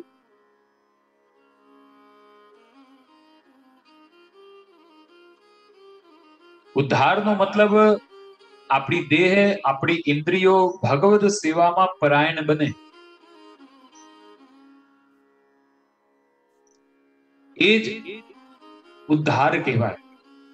આપણું મન, આપણી વાણી અને આપણી ક્રિયા ભગવદ સેવામાં તત્પર થાય, પરાયણ બને, ત્યારે એ જીવનો ઉદ્ધાર થાય છે. જગતી તલ ઉદ્ધાર કરવા પ્રગટ્યા પરમ દયાળ. શ્રી ગુસાઈજી જે આ ભૂતલ પર અવતરિત થયા એનું કારણ શું છે? આપ દેવી જીવોના ઉદ્ધાર કરવા માટે આપશ્રીનું પ્રાગટ્ય થયું. કોઈ પણ જેમ ભગવત અવતાર થાય છે પ્રિયજનો, એ અવતાર પાછળના પણ ઘણા બધા એના પાછળના રહસ્યો હોય છે, ઘણા બધા કારણો હોય છે. જેમ શ્રીમદ ભગવદ ગીતામાં ભગવાન કહે છે કે યદા યદા હિ ધર્મસ્ય ગ્લાનિર્ભવતિ ભારત અભ્યુત્થાનમ ધર્મસ્ય તદાત્માનં સૃજામ્યહમ પરિત્રાણાય સાધુનામ વિનાશાય ચ દુષ્કૃતામ ધર્મ સંસ્થાપનાર્થાય સંભવામિ યુગે યુગે. ભગવાન કહે છે કે આ કારણોના લીધે હું અવતાર ગ્રહણ કરું છું કે પરિત્રાણાય સાધુનામ વિનાશાય ચ દુષ્કૃતામ. જે દુર્જનો છે એનો વિનાશ કરવા માટે, ધર્મને સંસ્થાપન કરવા માટે, સાધુ સંતોને આનંદ આપવા માટે. એટલા માટે જ તો આપ ચતુર્ભુજ સ્વરૂપથી ધર્મ અર્થ કામ મોક્ષ ચતુર્વ્યૂહ સાથે આપનું પ્રાગટ્ય થાય છે. તો ઠાકોરજી અવતાર ગ્રહણ કરે એના ઘણા બધા પ્રયોજન છે. એવી રીતે શ્રી મહાપ્રભુજી, શ્રી ગુસાઈજી આપનું પણ જે પ્રાગટ્ય છે એના પણ વિશિષ્ટ પ્રયોજનો સાથે આપનું પ્રાગટ્ય થાય છે. જેમ માયાવાદનું ખંડન કરવું એ આપનું મુખ્ય કાર્ય છે. શ્રીમદ ભાગવતના ગુણાર્થોને પ્રગટ કરવા એ આપનું મુખ્ય કાર્ય છે. ત્રીજું કારણ દેવી જીવોનો ઉદ્ધાર કરવો એ આપનું મુખ્ય કારણ છે. દેવી જીવોને શરણે લેવા. વેદ જે પ્રતિપાદિત જે માર્ગ છે, વેદના સાચા અર્થોને પ્રગટ કરવા એ આપનું મુખ્ય કારણ છે. તો પ્રભુના જે પ્રાગટ્યના અનેક પ્રયોજન છે એમ શ્રી મહાપ્રભુજી, શ્રી ગુસાઈજીના પ્રાગટ્યના પણ અનેક પ્રયોજનો છે. અને શ્રી ગુસાઈજી, શ્રી વિઠ્ઠલનાથજી એ તો સાક્ષાત શ્રી વિઠ્ઠલનાથજી, હમણાં પૂર્વમાં આપણે સાંભળ્યું, વિઠ્ઠલનાથજીનું સ્વરૂપ છે.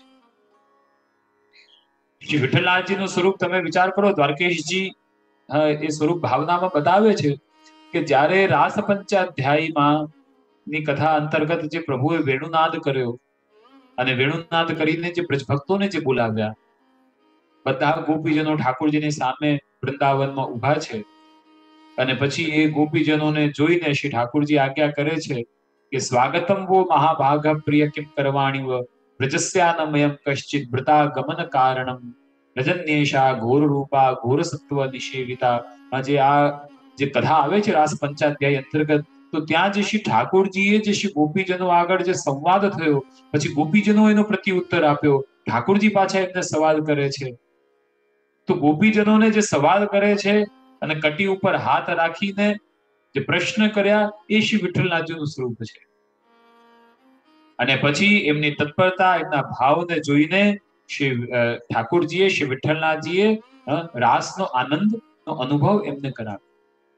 તો એવી રીતે શ્રી ગુસાઈજી પણ આ અનવતાર કાળમાં આચાર્ય સ્વરૂપથી પ્રગટ થઈને દેવી જીવોને શરણે લઈને, પરંતુ આપ તો એટલા પરમ કૃપાલુ છે કે એની યોગ્યતા અયોગ્યતા પણ જોઈને, એની જોયા વગર આપ એનો અંગીકાર કરે છે અને ગ્રહ સોપત શ્રી ગોવર્ધનનાથ શ્રી ઠાકોરજીને શ્રી શ્રીનાથજીના ચરણોમાં એનો અંગીકાર કરાવી દે છે.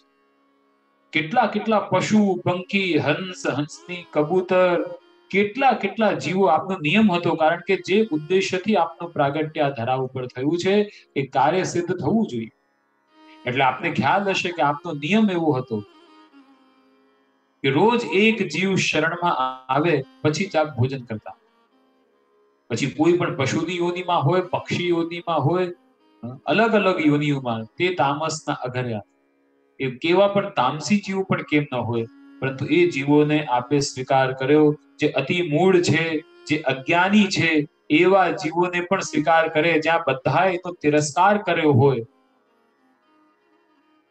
એટલા માટે જ કહ્યું કે પરમ કૃપાલ શ્રી વલ્લભ નંદન કરત કૃપા નિજ હસ્ત દે માથે. જે જન શરણ આય અનુસરહી ગ્રહી સૌપત શ્રી ગોવર્ધન નાથ. એવો આપનો સ્વભાવ છે. એટલે જ તો અહીંયા ભગવદીઓએ પણ એ જ કહ્યું ને કે નવઘન શ્યામ તમાલ.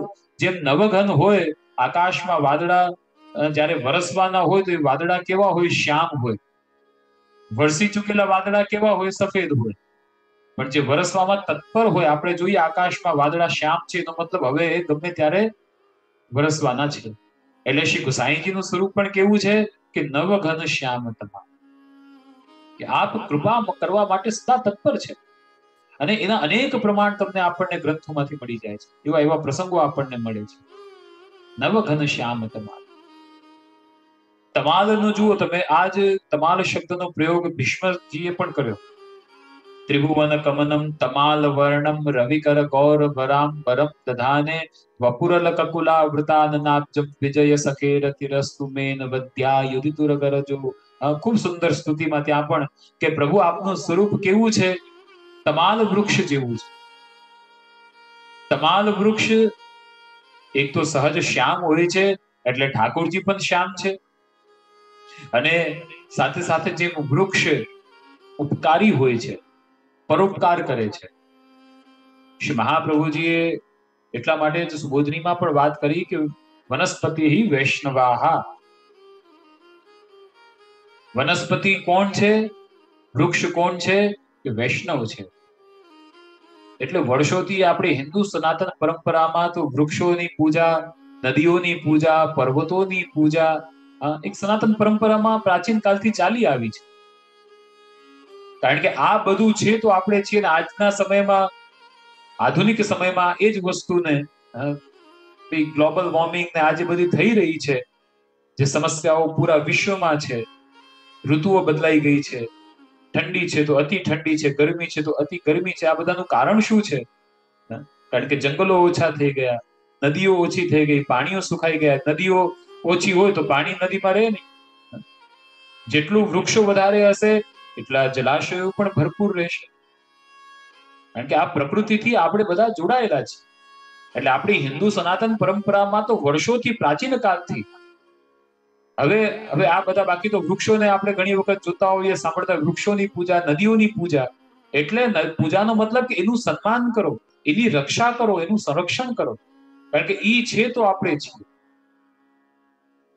હવે આધુનિક વિજ્ઞાન પણ આ વસ્તુને માને છે, પરંતુ આપણું વિજ્ઞાન તો વર્ષોથી, હજારો વર્ષોથી આ વસ્તુ આપણને કહે છે. શ્રી મહાપ્રભુજીએ આજ્ઞા કરી કે વનસ્પતિ એ વૈષ્ણવ છે, કારણ કે એ સર્વાંગથી કૃપા કરે છે. ઠાકોરજીનો પણ સ્વભાવ એવો છે કે સર્વાંગથી જે કૃપા કરે. એટલે તમાલ વર્ણમ, નવઘન શ્યામ તમાલ. આ તમાલ જેવા વૃક્ષના જપ સમાન છે. આપણા ભગવદીઓએ પણ એટલા માટે જ ગાયું કે મન રે તું વૃક્ષન કો મત લે, મન રે તું વૃક્ષન કો મત લે, કાટે તાપે ક્રોધ ન કરહી, सींचे तापे स्नेह. क्यों वैष्णव कहे वृक्ष को? क्योंकि वैष्णवता ये वृक्षन के अंदर है.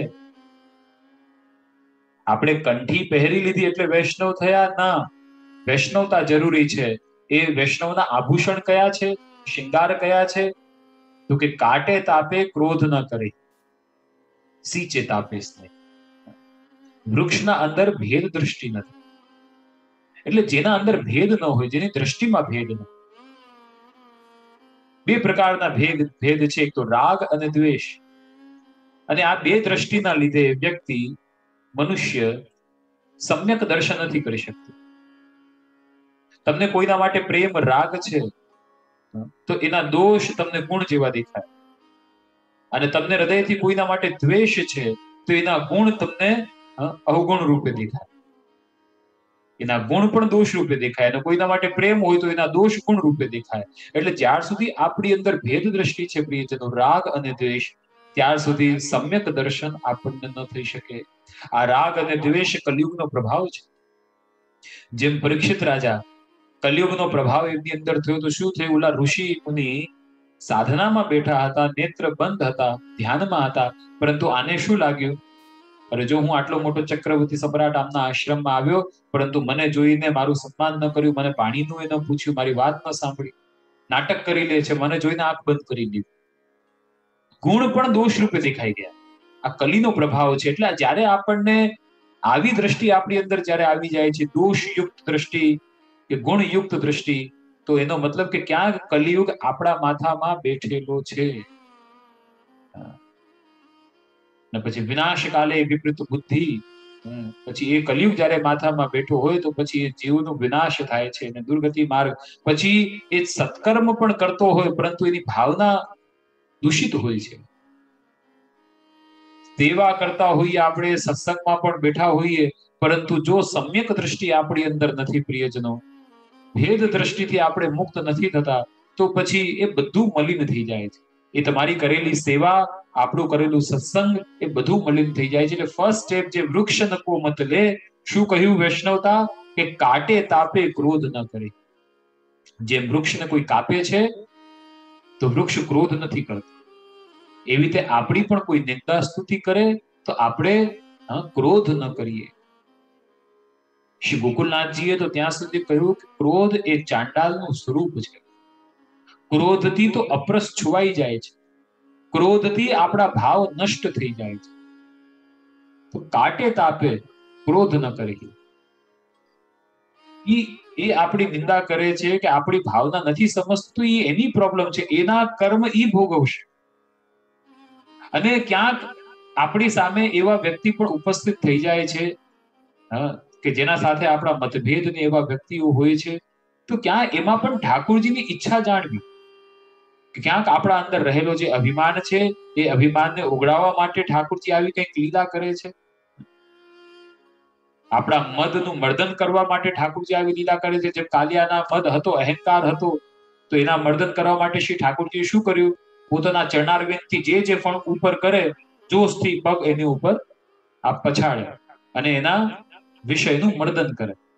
તો એવી રીતે કોઈક આપણને વાણી દ્વારા કોઈક આપણે એક પ્રકારનું મર્દન જ થયું ને. એ આપણી કોઈ નિંદા કરે, બુરાઈ કરે, તો એ શું થાય છે?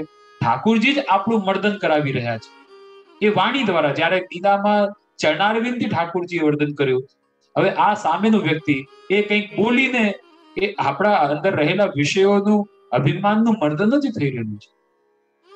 એટલે આ પ્રકારની દ્રષ્ટિ વૈષ્ણવના અંદર હોવી જોઈએ.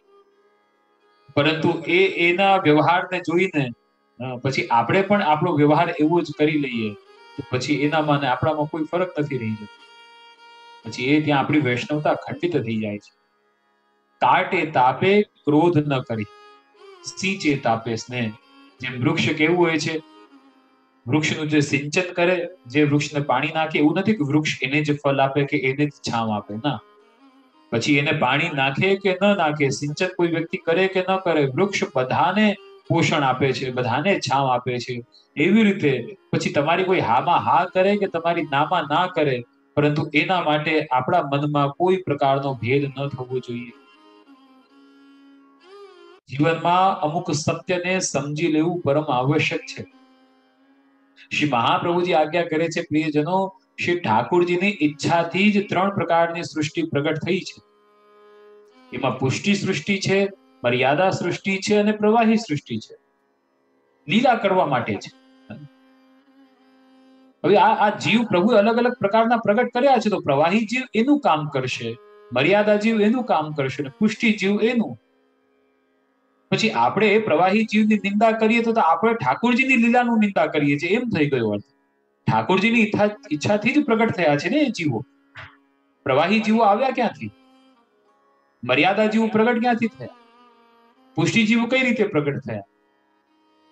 આ બધું જે સર્ગ વિસર્ગ, જે પ્રભુની વિસર્ગ એટલે કે વિવિધ પ્રકારની આ લીલા છે.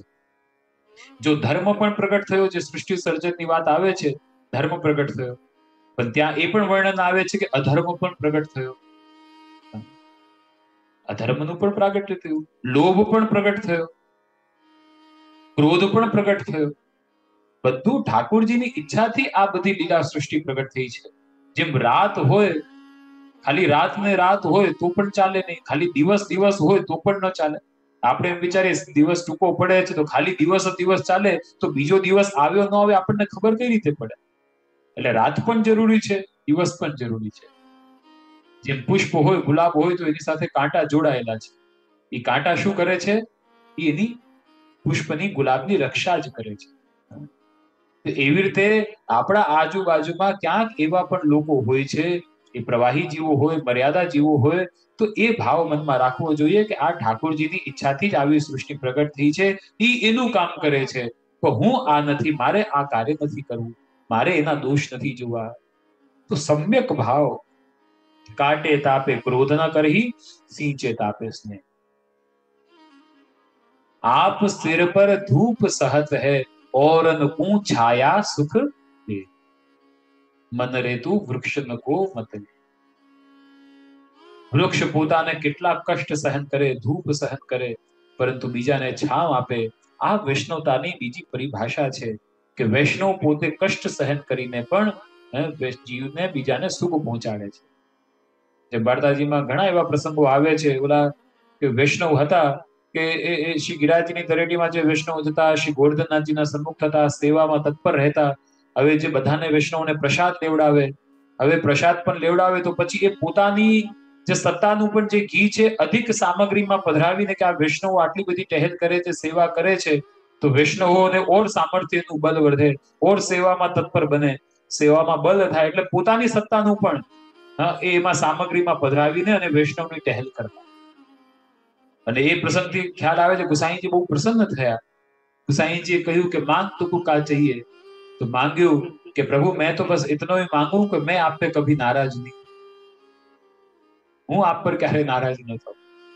બોલા બીજા વૈષ્ણવ કે આ શું માંગે છે? એવું માંગ કે આપ અમારા ઉપર ક્યારે નારાજ ન થાવ.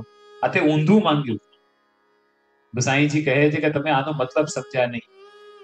આપશે સમજાવ્યું કે કભી હમ અપનો જાની કે या को टोके या को लड़े तो भी याके मन में हमारे प्रति जो भाव है वो भाव में नाराजगी नहीं आनी चाहिए. जो शिष्य ने गुरुना भावમાં નારાજગી આવી ગઈ તો પછી એ શિષ્યનું પતન થઈ જાય છે. એ ગુરુ આપણને ટોકે, ટકોર કરે, ખીજાય તો એ ગુરુની કૃપા માનવી જોઈએ કે આપણને પોતાના માન્યા એટલે તો ખીજાય આપણને. બાકી સાધારણ આજે એવી સ્થિતિ બની જાય છે, ગુરુ પણ હવે પછી બહુ કે ભાઈ આને ખોટું લાગી જશે ને આમ ને ફલાણું દીકરું, એટલે ઉપરથી કેવલ વાહ ચાલતી હોય છે. પરંતુ એવી ઘનિષ્ઠતા ગુરુ અને શિષ્યના સંબંધમાં હોવી જોઈએ કે જ્યાં ગુરુ પણ એટલો આત્મીય ભાવ જાણીને કે ભાઈ તે આ ખોટું કર્યું, તારે આવું ન કરાય, એને ટકોર કરે ને ખીજાય, એનો મતલબ એ થયો કે ગુરુએ એ શિષ્યને પોતાનો માન્યું છે, એને સુધાર્યો. અને એવી સ્થિતિમાં પણ આપણા મનમાં શિષ્યના અંદર કે નહીં, આ ગુરુની મારા ઉપર કૃપા છે, પોતાનો જાણ્યો છે એટલે મને ટકોર કરી છે. પરંતુ ગુરુ ખીજાયા અને હવે એ ક્રોધ કર્યો ને કે નહીં આ તો બહુ ગુસ્સો કરે છે, અહીંયા તો જવાય જ નહીં, અને હવે એ જો અભાવ આવી ગયો તો પછી શિષ્યનું પતન થઈ જાય છે. એટલે ઓલા વૈષ્ણવે શું માંગ્યું કે મેં આપ પે કભી નારાજ નહીં હું, હું ક્યારે નારાજ ન થઉં, હું આ માંગુ છું. કહેવાનો તાત્પર્ય પ્રિયજનો, આપ સિર પર ધૂપ સહત હૈ ઓરન કો છાયા સુખ દે, મન રેતુ વૃક્ષન કો મત લે. એ ભાવના જે છે એ વૈષ્ણવતાનું આભૂષણ છે. કે કેટલાય જીવનમાં કષ્ટ આવે પણ સમ્યક દ્રષ્ટિ જેના અંદર હોય, પરોપકારની જેની અંદર ભાવના હોય, જે પણ આ કંઈ થઈ રહ્યું છે ભગવત ઈચ્છાથી થઈ રહ્યું છે, આ વાતને આપણે સ્વીકારીને એવી દ્રષ્ટિ આપણે રાખવી જોઈએ. તો વૃક્ષ સર્વાંગથી પરોપકાર કરે છે, એમ આપણા આચાર્ય આપણા શ્રી ગુસાઈજી પણ સર્વાંગથી કૃપા કરે છે, એટલે વૃક્ષને વૈષ્ણવ કહેવામાં આવ્યું છે. બહુ સુંદર સુરદાસજીનું આખું એ પદ છે. એ પદનું અનુસંધાન કરીને આપણી અંદર પણ એ વૈષ્ણવતા આવે એ વૃક્ષથી આપણે શીખવું જોઈએ. પ્રિયજનો, આજે જે થોડી વાર સત્સંગ થયો, પૂર્વમાં જે લાલને શ્રી ગુસાઈજીનું પ્રાગટ્ય ઉત્સવ અને જે નામરત્નાખ્ય જે સ્તોત્ર છે રત્ન અને સૂર્ય, અને એમાં પણ સૂર્યથી પણ સવિશેષ છે આજે શ્રી ગુસાઈજીના જે નામરૂપી જે રત્ન છે એની વિશેષતા રહેલી છે. એ ભાવને પણ આપણે જાણ્યા અને એના પછી જે થોડું ઘણું જે ઠાકોરજીની પ્રેરણાથી જે શ્રી વલ્લભે પ્રેરણા કરી એ આ દાસે નિવેદન કર્યું. તો સમયનું ધ્યાનમાં રાખીને જે આજે થોડી વાર સત્સંગ થયો એ સત્સંગનું આપ આત્મમંથન કરજો, ચિંતન કરજો અને પુનઃ પાછા આપણે આવતીકાલે મળીશું. 2 દિવસનો સમય હું આપી શક્યો છું. મને સ્મિતાબેને કહ્યું હતું કે જે આપ દર મહિને 2 દિવસ કંઈક એવો સમય મળે કે ચોક્કસ મારો પ્રયાસ હોય છે. મને બહુ સંકોચ થાય ના પાડતા, કારણ કે થોડીક વ્યસ્તતા હમણાં વધારે છે. ત્યાં મધ્યપ્રદેશમાં અમારું મંદિર સ્થિત થઈ રહ્યું છે પ્રભુ કૃપાથી, મોરેનામાં શ્રી પુરુષોત્તમ ધામ. એનું પાટોત્સવ ફેબ્રુઆરીમાં છે, તો એની પણ બધી તૈયારીઓ બધી ચાલી રહી છે. હમણાં અમારે પણ ત્યાં પાછું પધારવાનું છે. પરંતુ જ્યારે પણ જેવી રીતે પણ અવકાશ રહેશે હું ચોક્કસ આપ બધા સામે સન્મુખ થઈશ અને મારી વાણી પવિત્ર કરીશ. આ આપને લાભ તો છે, પરંતુ હું તો મારો લાભ પણ જોઉં છું. એવું નથી આમાં કેવલ આપનો લાભ છે એવું નથી, આ લાભ મારો પણ છે. પરંતુ જેવી રીતે સમય હશે તો ચોક્કસ પાછા આપણે વેલા ભેગા થઈશું. પરંતુ કાલે તો આપણે મળીશું અને જે ઠાકોરજી પ્રેરણા કરશે પછી એ હિસાબે સત્સંગ આપણે આવતીકાલે ફરીથી કરીશું. ઠીક છે. બોલો શ્રી વલ્લભાધીશ કી, શ્રી ગોવર્ધનનાથ કી, શ્રી ગિરિરાજ ધરણ કી, શ્રી गोपाल लाल प्यारे की जय, श्री गोसाई जी परम दयाल की जय.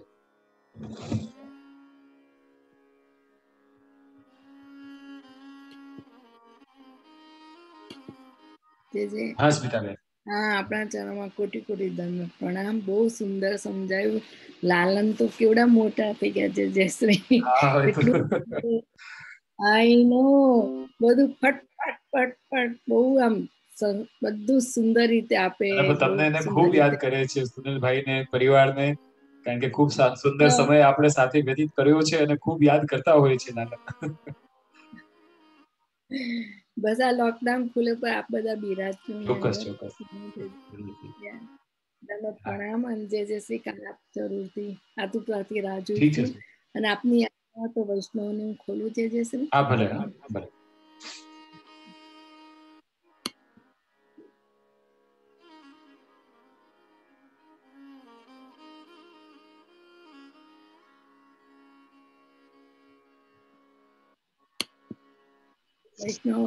દંડવત પ્રણામ છે જે આપના ચરણોમાં દંડવત પ્રણામ.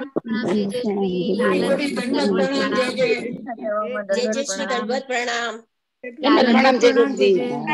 જય દંડવત પ્રણામ. જય જય દંડવત પ્રણામ. કલકત્તા से हिंदू अग्रवाल. જય દંડવત પ્રણામ. ચાલે પણ આવડે. દંડવત પ્રણામ. જય જય વલ્લભા.